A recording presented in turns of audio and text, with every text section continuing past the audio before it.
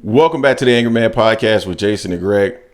So, Jay, George Kambosos is saying that a fight between him and Vasiliy Lomachenko is nearing completion in terms of the negotiations, which is interesting. We know that Vasiliy Lomachenko, after the Devin Haney fight, had no interest in coming back and fighting this year. And it's because of what's going on currently in his homeland. But apparently they are working on a deal for 2024, and that's a fight that can take place. Now, it's interesting because we heard Shakur Stevenson bigging up Lomachenko, saying Lomachenko is a fighter. He's a guy that wants to challenge, and at some point, he truly believes that Lomachenko will be interested in facing him in his next fight. And now Lomachenko is doing exactly what we thought he would do, which is go fight George Kambosos. And probably won't be interested in fighting Shakur Stevenson even after that. So, it's interesting. I think it's an interesting fight. Number one, I would, of course, be more than willing to see that fight. I don't think George Kambosos has anything necessarily for Vasiliy Lomachenko. I mean, he can, try to press him some, but I just think really good boxers are going to beat George Kambosos. I just don't think he's going to be able to deal with a really good boxer. Now, Devin has some advantages in terms of reach that made that fight a little bit more challenging for Kambosos, and Lomachenko won't bring that same advantage into the ring. But ultimately, I believe that Lomachenko will be victorious in that fight initially. I'm not saying that will be my final prediction if they were to fight, but right now, that's how I'm feeling. Shakur Stevenson, I don't know how he's going to react to this. He's famous for his Twitter rants, and I'm pretty sure that at the point in which this fight is announced, if it is announced, he's going to go on a Twitter rage. And I'm curious to see if he'll give Lomachenko that same energy he gave Devin Haney. The way that he, came after Devin on Twitter, I thought was interesting to say the least. But he just hasn't had that energy for Lomachenko. Maybe it's, a level of deference for him because they used to train together or they have some type of relationship. But it sounded like to me that he and Devin Haney also had a really good relationship. So it'll be interesting to see how all of that shakes out. But Jay, what are your thoughts on that particular fight, and how might Shakur Stevenson react to that? Yeah, I find it funny. I mean, to Shakur's defense, this is trash by Loma. If this is the case that he's going to fight Kambosos again, if he's chasing the bag, cool, chase the bag, get the bag. I get it. But if you're going, your team came out and said that your next fight you want to fight for a title. Shakur has a title. Last time I checked, the other titles are held by Devin. You're not getting a shot at Devin. Shakur's been wanting to smoke with you for a while. Although he doesn't talk as loudly about you like he talks about others, i.e. Devin, the way he talks about Devin. But Shakur did post that he got a title.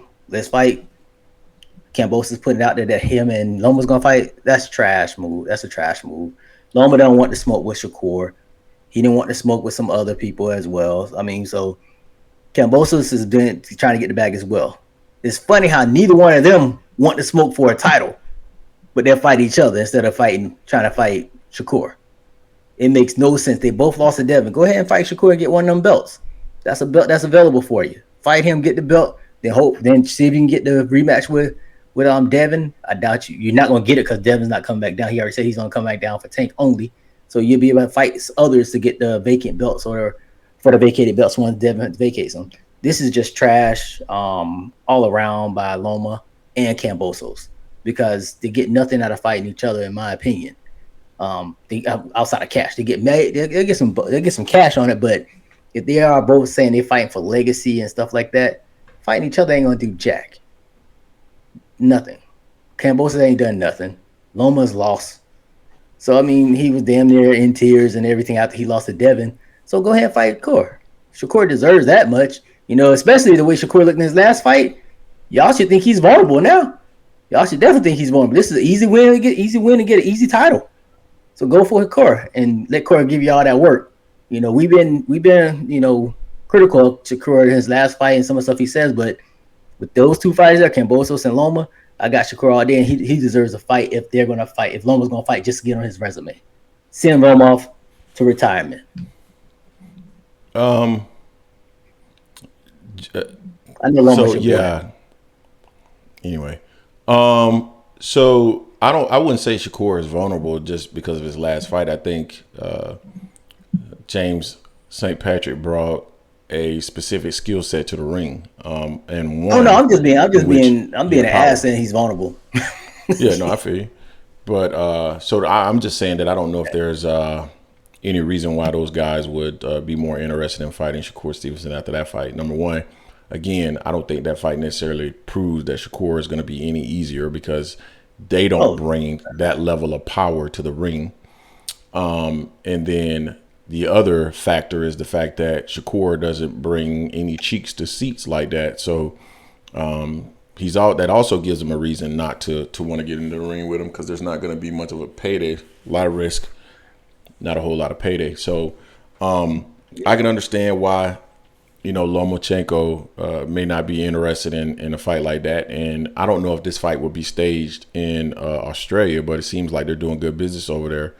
And that Kambosos seems to be a draw over there just based off of, how Devin Haney and Kambosos performed over there. Seemed like a packed house. I'm assuming that they had pay-per-view sales over there or something to that effect.